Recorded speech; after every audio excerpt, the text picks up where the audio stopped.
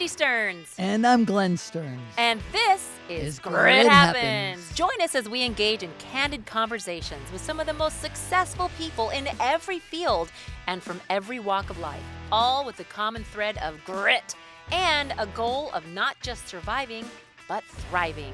And we hope that the show will help you feel informed, energized, and especially inspired. So let's get started.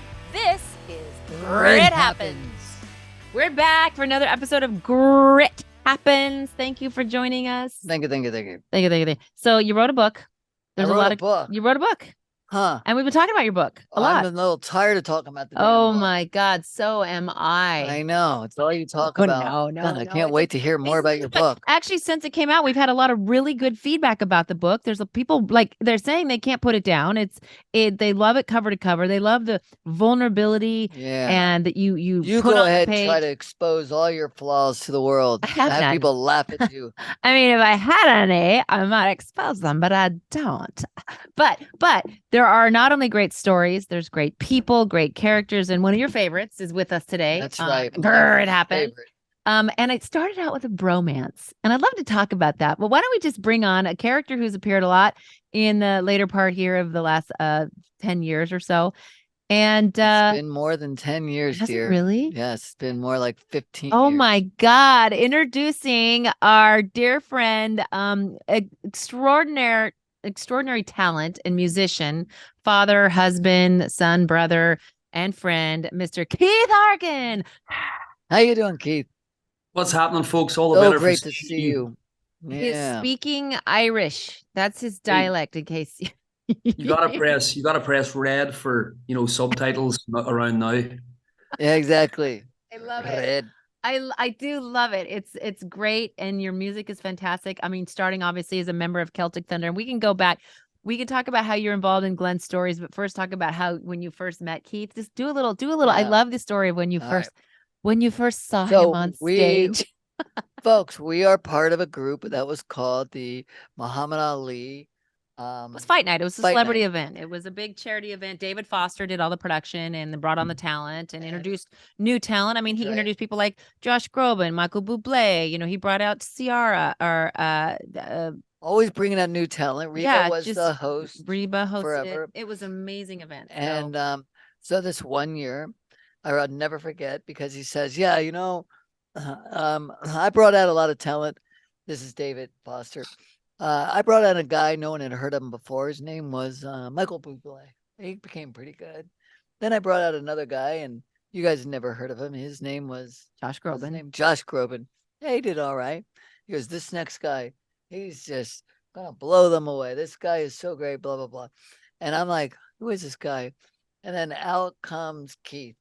And he gets up there, and I've said, Keith's probably rolling his eyes right now. I'm sure you are, but because I've said this a million times, but he gets up there and he starts talking, and he's got that swagger, and you're leaning against the microphone. And I was like, man, I like this blonde hair just kind of brushed off his face, just these little dimples. He's so darling. And immediately Glenn had a man crush. I thought, man, I'd like to be like that guy. I'd love to be able to have that swagger and that confidence and that talent. You do have that swagger, Glenn. You have that swagger. Well, I don't have it in you got the talent, maybe.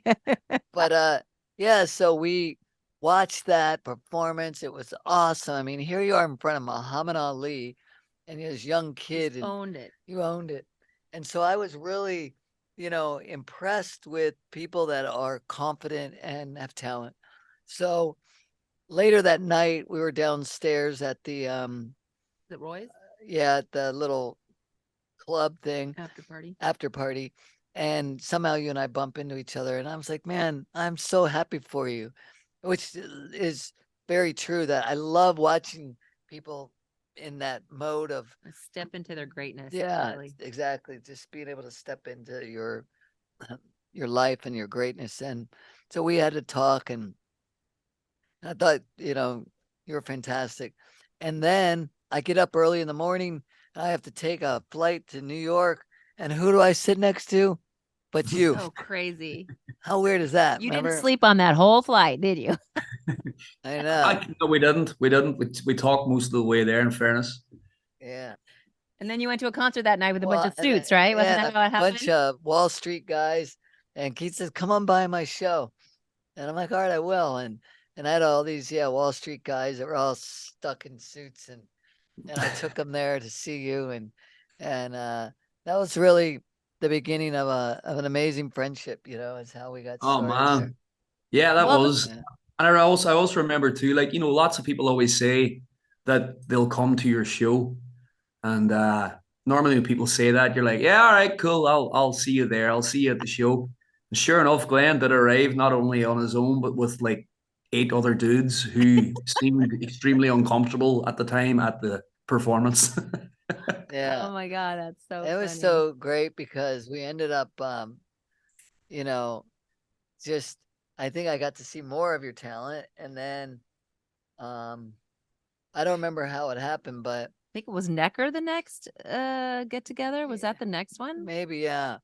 Maybe. Doing an event. Maybe it wasn't, but I remember when we got to Necker, that time frame, we had been doing some events with Richard Branson, and It was a charity event where we brought people together to gather on Necker Island and the theme was like surviving and thriving. And we brought some Horatio Alger scholars who had just recently received their scholarship in DC. And it's an organization we're part of. That's a big scholarship for kids who've overcome adversity and, made their lives about being a victor, not a victim.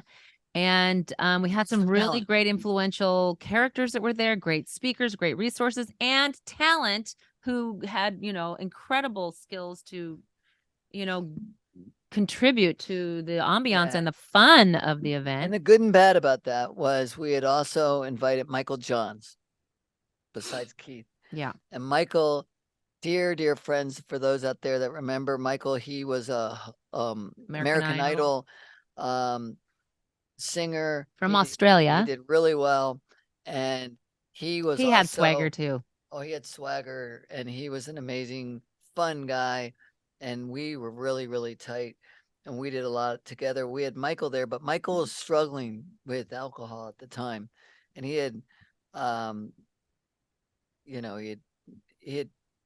he's struggling, and so when he was there, he had quit, but oh no, was that the time? No, he had like a heat stroke on the tennis court, and then yeah, the first time we were all there. You're right though, Michael he was a rock star. Simple as that. He was a rock Yeah. star. That you either have it or you don't. And Michael had that in spades. But he was poor Michael was struggling at the time, and I wished I had known how much he was struggling, to be honest. Yeah. I feel pretty bad about that myself. And he's since passed, and we still remember him. But if we go back to Necker, the idea that your talent was just so incredibly like moving that after the gathing had kind of culminated, you were invited to stay on with Richard to me, his birthday. He goes, "Hey, Glenn, do you mind if I asked Keith if he'd stay for my birthday?" I said, "I don't own Keith." I go, "Keith can do what he wants, and I'd like to. I appreciate you asking me, but I'm sure he'd be flattered. Why don't you ask him?" And so I was on social media, every now and then checking in, and there you are on Necker Island playing. I thought, oh, good for him. About 3 days, there you are on Necker Island playing. Then how long is Keith there? I mean, you stayed there forever. Didn't you? Like 3 weeks. I basically moved on. I was there for like 3.5, 4 weeks. And they kept saying, you just get caught in this trap of absolute paradise. And I was, a young, early 20s, mid 20s kid. And I had important things to do. But at the end of the day, nothing was more important than getting to sit on Necker Island and play music for all these cool people. And I just I remember the record company and all these people like calling, going, where are you? Like, what? You said you were leaving on a Thursday and you'd be back on Monday. That was November. I was like, I'm not coming back. I'm not. You remember like Wolf of Wall Street, where he's like, I'm not leaving. That was me on Necker Island. And I remember they were just like, Richard was like, just stay. Yeah. And Should There I are just? pictures of you on the sailboat. Remember, Oh that's my where you were God, living, I think, I was right? living what a life. on his catamaran. Yeah, Oh my yeah, God, that's yeah. amazing. But Yeah, yeah, it's so that ridiculous. was kind of our start, right? Was how we got to know Keith and fall in love with him, and God, we've done so many things together since then. Again, that probably 15 years ago. At least. I don't know. Do you remember the year? Do you have any idea of the year? Sadly, time and all that kind of stuff to me is an absolute blur when you're Yeah. traveling so much and doing gigs, and you just So kind of remember the good ones. some of the good ones, you're in a couple chapters here, chapter 22 and 23, letting go of the past, be real, be humble, be kind. And Keith, the stories of Keith weave into you and some of the things you were doing, and obviously with Michael and that type of thing, and in the kind of the era with him, and just kind of how you guys, there's something about, a lot of people have a feeling about people who are in the music business that they just really maybe don't know what's going on, and a lot of people are pulling the strings around them. And what I've always known about you, and what we have always recognized, is you possess this level of grit that a lot of them lack, in the sense that you came from a really good family, came from a lot of support, and you really made a place for yourself and took control of your career and really kind of took the reins on how you wanted to create the career that you have. Talk a little bit about how you set yourself apart in that, in a really gritty industry, if you will. Yeah, it is. The music business, like every business, I think the thing with music business is not a lot of people realize it's a business. Yeah. And not only do you have to have what I was saying earlier on, you have to have that thing that no one else can do, and no one else can achieve and perform. But you also have to have the grit to stand there and tell people that you're the best at doing it, and actually do it as well and back it up. Furthermore, you have to be there every day with people telling you that you can't do it, and people telling you that you're no good at it, and people telling you that you shouldn't be doing this and you shouldn't be singing that.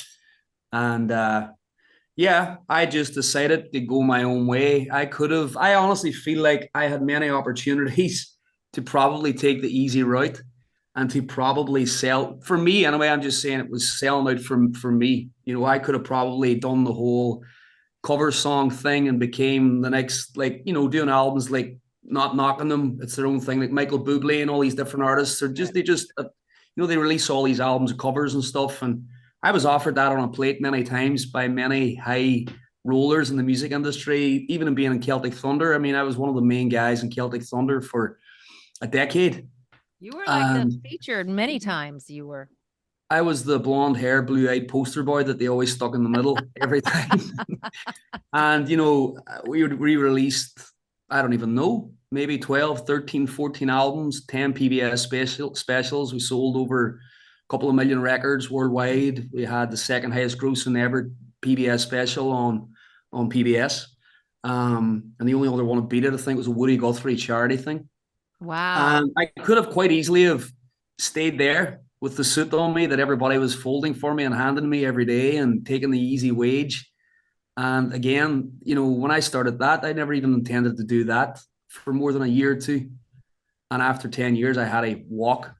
And people probably think I'm crazy. In fact, sometimes I think I'm crazy. I had a tour bus. There was 3 or 4 tour buses. There was a band of 9. You just opened the fridge on the bus and everything was there. You walked Oh, into a room, your socks were folded. And I decided to wow. leave that on my own will and go and buy a van and torture myself to death and drive Fold around the your own world. socks. Yeah, and fold my own socks if there's any left in the bag, and drive myself around the world, driving myself. As every mile I drive, the crazier I get. And my poor band, they're getting crazier with me. And I wouldn't have it any other way, because that's the way I wanted to do it. Well, And that's an artist versus, right? I mean, you were an artist, and there's a big yeah, difference. You get back to the yeah, grit, and you have to hunker down. You've only one chance of doing it. And I don't want to sit there in another 10 or 20 years' time and think to myself, oh, that was a great career. You made a lot of money. You played music in front of a lot of people. But nonetheless, if it's not what you want to do, for me, I'm so glad that I went my own way. And I've still done extremely well. I would say even better doing my own way. And I'm a lot happier. Is it a lot more work? Is it more hell? 100%. Right. But I'm a lot happier for doing it. That makes sense because, I mean, to your point, having someone else be able to fold your clothes and all that, but then you're doing what they want versus doing what you want. And, then you're not true to yourself, right? And so you live with the fact that you are, you're allowing money to rule your life versus what you want to do with your life. And it's a very interesting dynamic because there's a lot of people that put money as their God versus happiness and fulfillment, and so I've watched you go all over the world and do what you do. And, there's a lot of people out there that admire you for that. And you see people that love your own songs, right? Not that you can sing somebody else's song. Yeah. So it's been fun to kind of be a fly on the wall, I guess you'd say, when it comes to that. But we've had a lot of great times, Keith, where, I think of, gosh, so many. I mean, being kicked out of my own house, and into a room, then another room, and then finally Forgot about that one. into the In the garage. garage. Get out. The you guys are- garage. These The garage guys band. were, oh my God, we were in Jackson Hole and I was trying to put the kids down, and Keith and Glenn and a couple other guys were there. They were playing music just on the other side of the wall in the bar. And I'm like, oh my God, the kids are never going to sleep. I'm like, guys, move it. They move into the kitchen area. And then I'm like, guys, I can still hear you. So they move in the garage. I come out and you guys are literally sitting in the garage on a bench, like in front of the cars. You guys are all just like 5 of you. I remember we were singing Eagles songs and I was like kind of whispering it then. I like the way you're spot. And then I think somebody did come on and open the door. And we were like, sorry. Yeah. And then we just start jamming. You Getting in guys. trouble. I forgot about that. That was New Year's. That was around New Year's Eve. Yeah, I can't it was. remember when. That was a I long think we went time up to ago. his house for karaoke. No, did we? Was that? Were you there when we went to the? I don't remember, so- but yeah, but that was a fun one. And then the time that I was talking to my captain on the boat, hey, so what's going on? Like, we're going to go to the F1 race. When it is, Glenn, you're supposed to be here in 3 days. Okay, well, what do we got going on? Nothing, Glenn. I've been bugging you for a month. What do you More mean? than that. Well, you got the Prince Albert and Princess Charlene coming on your boat and you have nothing. I'm like, nothing? Why didn't you bug Glenn? I've been bugging you. Keith, can you help me? What? I need you to fly to Monte Carlo. You need to get your stuff. And we need to sing in front of Prince Charlene, and Princess Charlene, and yeah. Prince Albert. Okay. Hops on the plane. That was surreal being in Monaco. If anyone's ever been to F1, like you can't, it is like an experience like no other. And we Every had to time I party like no see other. every time I see anything Formula One related in Monaco, I have such a smile on my face because I know. that trip of any was honestly some of the most surreal moments of my life. I admire Formula One. I'm a car guy, motorbike guy, anything with an engine. But for some reason, from when I was a kid, I always said to myself, one day I'm going to sit on a boat there and watch that. And I didn't even say it, but it was honestly a notion I've had since I was far back as I can remember. So whenever I was there doing it, I remember sitting that night. Glenn, you handed me a guitar that was on the boat. It only had 5 strings. And for those of you who don't know, a guitar is supposed to have 6 strings. And the Prince and Princess of Monaco are sitting in front of me. And Glenn's like, just get up and sing. I was like, it's got 5 strings. That's the Prince of Monaco. And you want me to go with a 5 string? I mean, I'm good, but I'm not 5 strings good. And I remember going up there, and from where I was sitting, you were sitting with the princess, and Mindy, you were sitting with the prince. And a favorite song of mine is a song by a guy called Peter Starstead. And it's about the Prince of Monaco's mum. And I decided to sing Where Do You Go To, My Lovely? And I remember singing that song that my dad taught me from when I was 4 or 5 years old. I've been singing that song. And I was sitting there playing to the person that's about, and sitting there on the racetrack and all the big TVs. And there was a helicopter blade sitting above my head. And it was one of those moments where I stepped out of my own body and said to myself, take a photograph, Keith. Remember this. This is a good one. This is a really good one. Oh, That is so beautiful. And Yeah. you brought it too. And between you and Ravi, the combo of you guys too. I just remember you up there singing like Beatles songs and just live and let die on the Let Die. deck of a yacht in Monaco. I mean, it is the stuff dreams are made of. It really is. that was a pitch 100%. moment. So, you've been such a 100%. part, like in kind of looking at kind of the 30,000 viewpoint of between you and Glenn and the relationship. What is it that you feel like has been the core thing between you two? Like what's created this bond of respect between you two? I think Glenn, as different as we are, we're very similar in the sense that, like,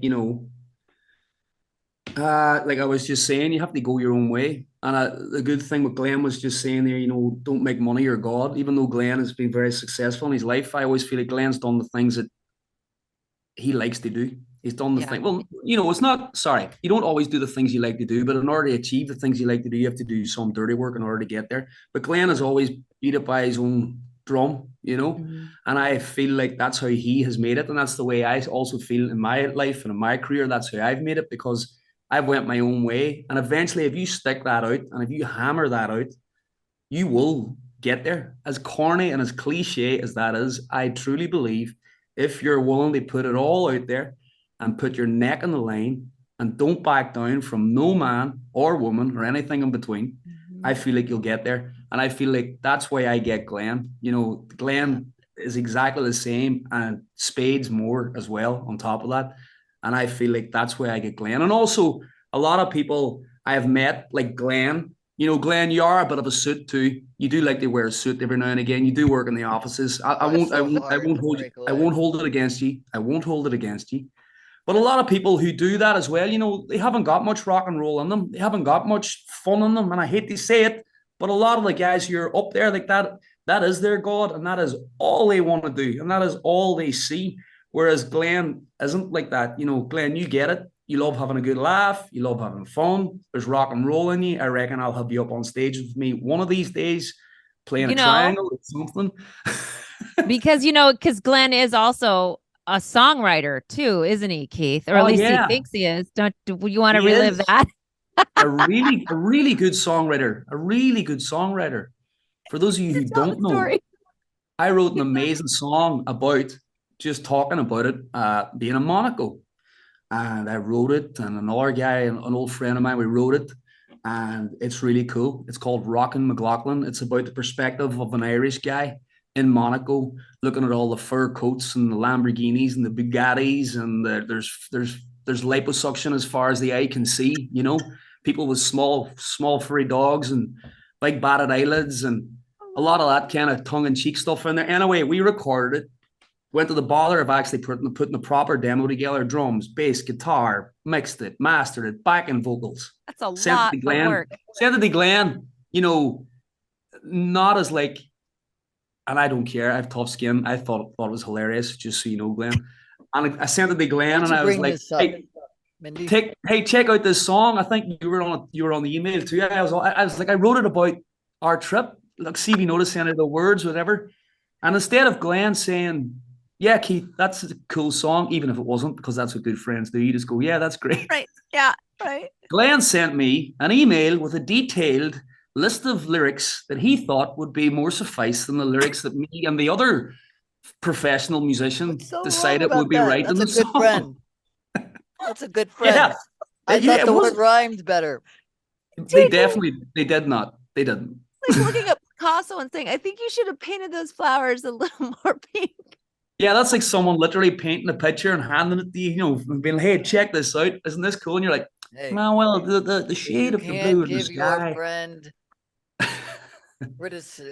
constructive criticism. God, it was All right, I messed up. All right. That's a You're right. You know what's funny? Do you know what's funny? I know you're not like that at all, and I didn't even bat an eyelid. It was Mindy. Mindy sunk you so hard on that. She was like, "Glenn, I can't believe She did. She went." actually did. And I'm like, what I was just saying. I mean, I was just thinking, I heard it and I thought this rhymed better. And I thought I would tell him, yeah, I was wrong. I was All like, right. what are you doing? can't seriously be. You just like critique. He produced it. Like he went in. He has. It gets done. What do I know? I don't know anything about songwriting. I just thought, I would just tell you could just flip the word or something, But you do know about writing books. Yeah. Well, there. Yeah. Thank you. Yes. I've been meaning to ask you actually, because with me, when I do an album, I just released my 7th record and it's called Man of Many Hats. And the album I released, it's funny, people keep asking me, well, how did it do? And what happens now? And I feel for me, whenever you write something, you just put it out there and you let it go. Yep. And if it does, great. Like all you have done, all you can do, you put all your heart and soul and all the stories and the words in there. And if it doesn't get accepted, well, just start writing and work on album number 9. And that's what you hopefully will do, Glenn. Work on, which I'm not saying your book wasn't, no, but you just just moving keep forward. What we're gonna do? We're gonna keep going and do more. And we're gonna send you a copy, and you can edit it as you see fit and send please, it back. Tell me Yeah. what you think I missed. Yes. All right, I'm going to change the subject. I'm going to go back to something, Keith. I have had, what I found when I look back on our friendship, I said to myself, like, I am the same age as your father, but it doesn't feel like your relationship with me is like a father-son. Like, I feel like you don't have any. I'm sorry, what'd you say? I said he's a lot taller than you. I don't feel that you are you feel equal. Yeah, there's no age. You know what I mean? Right. Intellectually equal. And so I've admired you, for so many things. To your point, taking your career in your own hands and deciding you want to do it your way and not the establishment's way, going and getting your home, building it out, and with your own hands, building out your whole, island and house and the venue and the a bar. Beautiful, lovely wife and Kelsey. She's just such a lovely human And so being. looking at all that you do, right, and then being so creative, you guys would go and buy a lot of stuff that becomes the Harkin merchandise, and how you're able to kind of leverage that. There's a lot of things in there that have gotten you to where you're not like a lot of these other artists that don't understand the business side of it. Because to your point, we know a lot of guys and gals that are pretty talented, but man, do they suffer from, paycheck to paycheck because they don't understand how to capitalize on their gift. And you've done a damn good job of being able to do that and have some fun along the way, and yeah, we've had so many. I want to say to Keith, you're, kind of typically the music business can be a pretty rough, gritty business. And, not everybody's always going to tell you the truth or keep their word. And that's what contracts are for. And so and we just go back to the title of the book, Integrity. In your mind, what does it mean? What does integrity encompass? What does it mean to you in your life? To me, in my life, integrity, I mean, back to what we were saying, being real. Just please be real. Be real. Be real. And even in business, be real. I feel like even in business, if you're not real with even the people that you're trying to not use, but the people you're trying to negotiate when you negotiate a deal, I mean, you guys know this, you're negotiating a deal hopefully to better yourself. You're not doing it to try and take from the person, you're doing it to hopefully better yourself. But I feel like if you just even be real from the get-go there, regardless of what it is, even when I'm playing music, or even when I'm watching music, if I go to a concert, if I think someone's, to use a term, somebody's bullshitting me on stage, I lose interest so fast. If they could be the most talented person on the planet, but if they're not being real and being honest, honesty on a stage for me and in business is the easiest way to make it work. You don't even have to be really good at being a musician if you're real and you're honest. Yeah. If you're on stage and you're fully committing to everything you're doing and you're being real to everybody in the room, everybody's going to back you. Whereas you could be the best singer in the world, best guitar player in the world, but if you're full of it and you're trying to pull the wool over people's eyes and use all these smoke and mirrors, people just be like, that guy's fake. And I feel the same applies in business too. And I think that's how I've always done good. Anybody I hire, I always pay them as much as I can. These can see what I earn. You know, anybody that, I also feel like too, integrity has to start from the ground up in business. You know, you can't be afraid to get your hands dirty. You Right. can't be afraid to try and do every single thing that you think it's going to take in order to make it work. Like I spent 6 years or 5 years building a wedding venue in Ireland, and it's completely finished now. And we've got cabins and a big house, and you know everybody stays there. It sleeps like 15 people. And when we bought it, it was an old dilapidated farm. But the point is, it works because from the very start we were real about it. We were in the ditches digging for 5 years, and that's why Yeah. it now works. But I feel like integrity, to me, the main word for me is just be real. And I love think that. that applies across the board.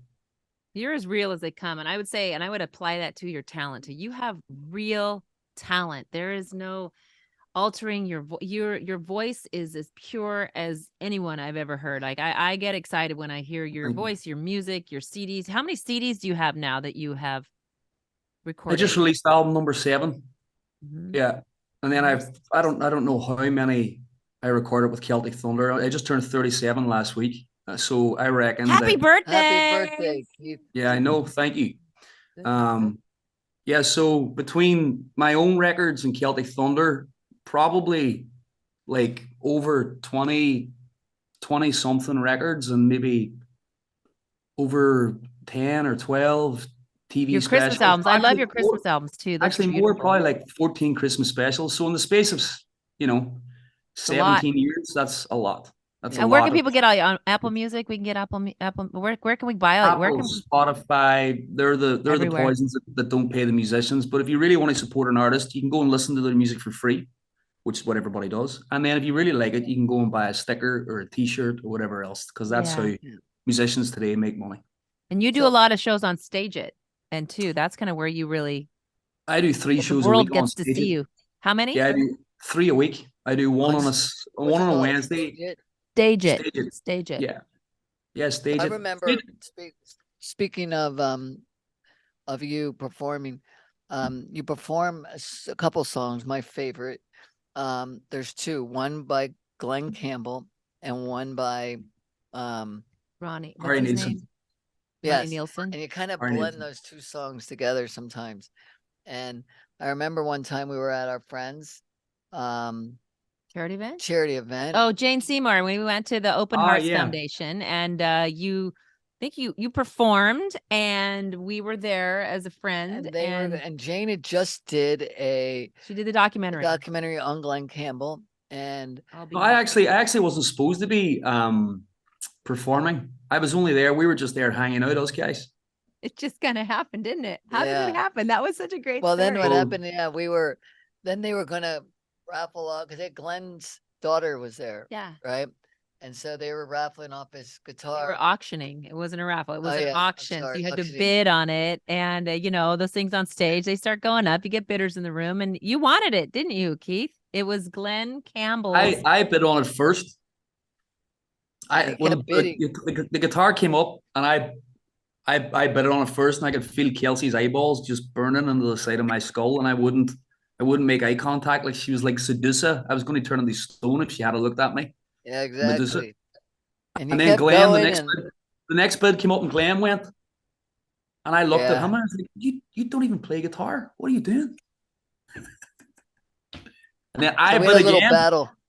and then you turn around, you were like, "Don't bid on that guitar again." And I was like, "What's going on?" And I was like, "All right, you clearly You're like, won each I'm one." never gonna. He won't back down. He's competitive. He'll go broke just to win. Glad you didn't go any farther because we obviously won the guitar, which was nice. But I wanted it for you because I thought it would be such a special gift for you. And yeah, that was It a was. fun time because you were then able to go play his guitar, and yeah, That was it a pretty special touching. moment Yeah. when he. When, It was when it was a very teary-eyed moment for me, to be honest with you, because you were on stage, Mindy, and you said, "You know, folks, we're all here and we're fans of Glenn Campbell, but we're actually bigger fans. You and Glenn." You says, "Glenn and I are bigger friends of our friend Keith Harkin, and we want to give Keith his guitar." And I was like, and then you went, "Only under one condition, though. If you play a Glenn Campbell song, like no pressure. Glenn Campbell's wife and daughter holding the Glen Campbell guitar.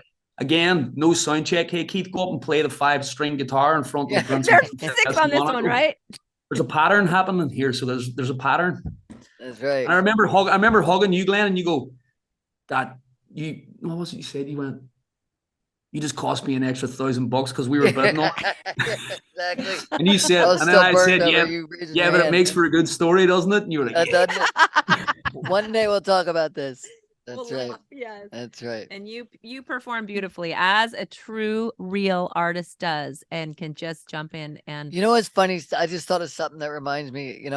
I did that similar to Michael. ask to Michael Johns, going back to Michael, just to wrap Michael up. We were in Mexico, and I asked Michael and the group to make sure they got in early because we had an early event. Out the next day. And Michael stayed out all night, and we ended up waiting for him on the plane while we flew to see President Vicente Fox. And it was a surprise. I didn't tell any of the guys we were with. And Of course, so Michael's been up all night. And then Almost missed the bus. when we got there, we're in front of the president and his wife. And I said, "Mr. President, we happen to have a real American Idol here." And he's looking at me doing this. No, I would love to sing for you. And Michael's eyes got big, and he like looked, and it's so funny because he walks by me. The president's right here. He goes, "Oh, fuck you very much," and then walks over to get the guitar. He didn't care what the president. He Oh, could barely eke out of Yeah. a note. He was so hoarse. but I guess I must do that to you guys, right? Like put you on the spot, and that's kind of fun. Oh, Keith, Glenn, you were gonna ask him about a like kind of. When tell me something with your, what do you look for? What do you feel is important when you think about mentors and people like that? What's your, what do Do you you have what do you look someone for? that you've really looked to as a mentor in your personal life, music life, anything? yeah, that made an impact? yeah, I've got a good few mentors. Family in general. I feel like if you're lucky enough, your family can be mentors. Yeah. Because I feel like there's none of those guys will know you better than anybody else, really. And I'm quite lucky to have a great mom and dad and good wife, and a couple of other family members that are mentors. Musically, I've got a couple of great mentors too. Glenn, I would count you as a mentor. Oh, that's nice. But I feel like with mentors, again, it comes down to just the name of your book, integrity and being real. And you need someone who knows you, and you need someone that isn't afraid to rewrite the lyrics to your song and email it back to you. Exactly. You have no, but all joke to the side, you do need those kind of people. You need friends too who don't just go, "Yeah, man, you're good, you can do it." You need those mentors in your life who go, "Keith, enough's enough. You need to, cut your losses. You need to rein it in." That's, and know that they're your mentors, and know that they're only looking out for you regardless of, or not, regardless or not if you agree with it, if you know what I'm saying. Well, I'll tell you what. I'll tell you, Keith, when you look through what the book has been about and who we've highlighted and who I've highlighted, there's been a common thread. And when I think about you, and I think about a lot of people that I have found to be my closest friends, they have a level of integrity, and they have a strong work ethic, and they don't settle for just being okay. You live in a world where you're exceptional. And that's really for people that are out there, when they keep asking, like, "Glenn, I need to know the secrets," right? And all that. I'm like, there is no secret. It's very simple. It's about surrounding yourself with your balcony friends, the people that lift you up, and not the basement friends, right? The ones that bring you down. And when I think about that, and I think about you're such a great example of somebody that's dear and near to us, because you exemplify all these things. And people say they have a hard life or their life isn't as hard. Why? About the people you surround yourself with. It's about your choices that you make. It's about how you live your life, speaking of integrity. And when you do all those right things, I think you end up with a happier, healthier, positive life. Of course, everybody's going to have their problems and they're going to, go through their ruts. But in general, in the longer run, and that's why I think I'm really grateful to be able to highlight you, and our friendship. We're honored to call you a friend, Keith. You and Kelsey and Waylon now are such special part of our life, our story. I probably wouldn't have named him Waylon though. If I think about it, Waylon Glenn. Tell you a funny story about that. My mom and dad, whenever I told my mom and dad our son's name for the first time, because Waylon isn't a very stereotypical Irish name, it was like, oh, I almost got the email of all the new lyrics for the book, and I was like, we're going to call him Waylon. And my mom, if she watches this, my mom was like, that's a nice name. She did not like it at all. My dad was like, he didn't say anything either. And they were like just sitting there going, oh, okay, and kind of stared off into the distance. And I was like, well, that didn't go exactly how I planned. Parents did it. And now that we have him, and now that they have him, they always think of another name.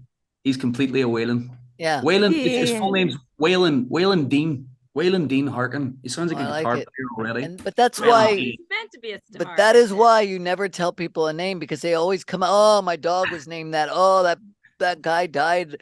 That was, and like you'll never get the right name. It's Waylon. And then you know what? He becomes a Waylon, right? And that's how you end up having to do it. Or people always find a name to associate that has nothing to do with your, child. Never share baby names or song lyrics. Or song lyrics. Glenn, how do you feel now that you've? Sorry, I asked you that earlier, and I went on a rant. How do you feel? I've been meaning to ask you about now that the book's out there in the universe, the metaverse, the world. In all honesty, no, all joking aside, I wouldn't have probably written it had it not been for the show, because, I did the show for different reasons than most people would think. I wanted to really show my kids that you work hard, have been through the cancer, and maybe good things can come. But I got this big, huge, after effect, or whatever you want to call it. Just a swell of support from people all around the world that said, man, you motivated me, and this is very genuine, and, and I really, it was inspired. And I thought, so many people would ask me to write about my life story. And I thought, well, now, maybe if I do go and show some of the pain and some of the struggle, and yet, in the end, I'm really proud of where I am. I'm proud of my friends and family, and I'm proud of everything. But I went through some shit like a lot of people do. And if that'll motivate some people, if that'll inspire some people, why not?